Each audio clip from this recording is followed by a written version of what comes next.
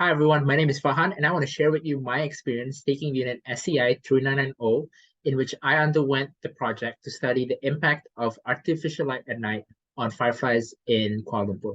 So to preface, I took the unit SCI3990 during the first semesters of my final year in 2023. So you can imagine that this was around the time when the pandemic officially ended and how physical activities began to resume properly. So most of my first and second years have been completely online with very little practical experience. Now, we're all science students here, so I'm sure you guys understand the importance of having hands-on experience. Now, I find that especially so as a tropical environmental biology major, because fieldwork takes up such an important role for the degree that there's a lot of aspects that you just quite can't grasp or learn properly solely from textbooks or online learning. For example, for my project, it involved a lot of night hikes in which I had to enter forest trails in Bukit Kiara.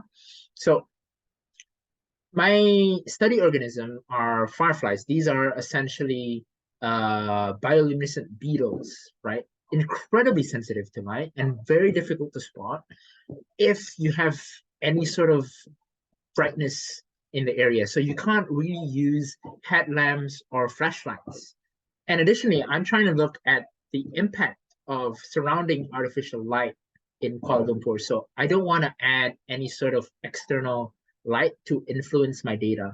So I was kind of forced to sort of enter the forest in complete darkness without any light, constantly stumbling around. And it was only then when I got to experience these beautiful, beautiful dots of light sort of start to just emerge and fly around me, right? So these are the kind of things, stories that you hear from people, right?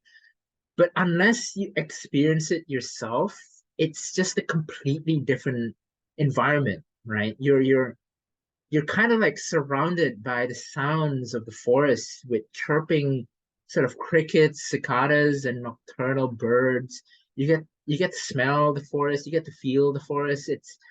It can be a scary experience, but it's also such a bizarre and interesting experience that it's you just don't get to, in from online. So to me, it was like getting to be in National Geography Live, right? So by the end of the project, I was able to pick up a few skills. Like now I'm able to identify the gender and genus of a lot of firefly species in Malaysia just based on their morphology, flying patterns, and even by the way they glow. So to me, SCI 2990 was an opportunity to gain more practical work and experience, essentially. But as I was undergoing the unit, I've learned that it wasn't just about the practical work, whether it be dry lab or wet lab. I feel like it goes well beyond and even prepares you for a lot of real life situations.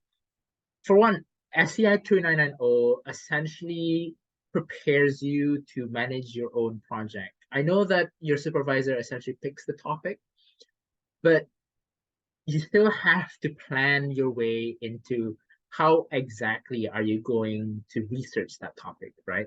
And you get to learn sort of the behind the scenes stuff that you don't really experience when you're doing your lab or during your classes. And I find a lot of these experiences have a lot of real life feature applications, whether or not you use it for research or even when you enter the work field.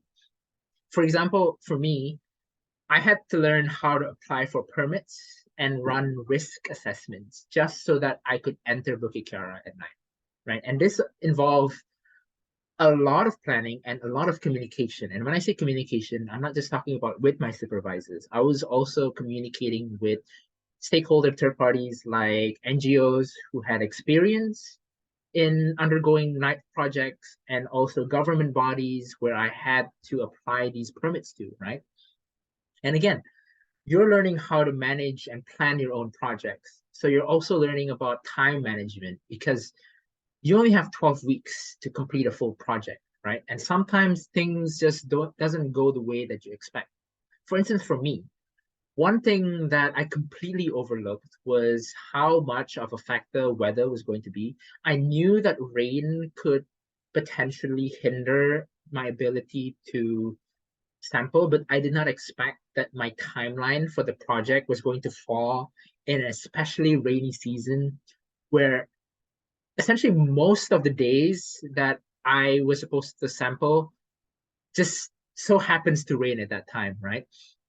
So I had to learn how to adapt and essentially change a lot of my planning in order to overcome these challenges.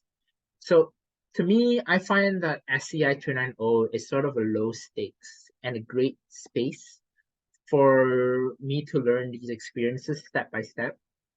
Because one of the defining things is that the unit doesn't figuratively throw you to the sharks immediately, right?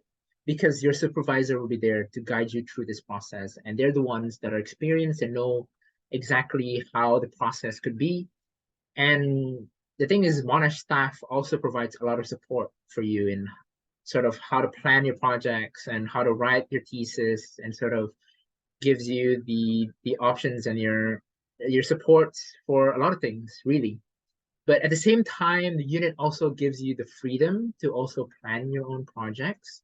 So it doesn't also mean that they're always going to be holding your hand the entire way. So to me, SCI is great for those who are not sure whether or not they want to do research or they want to enter the workplace immediately, because it sort of gives you a little taste of what research could be like.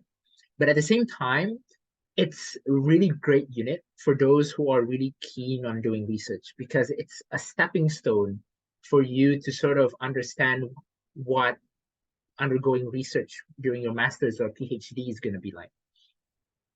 And to be honest with you, even if you don't plan on doing research, I find that SCI 290 actually prepared me for a lot of real life work experiences that you don't get in the lab, like I explained before.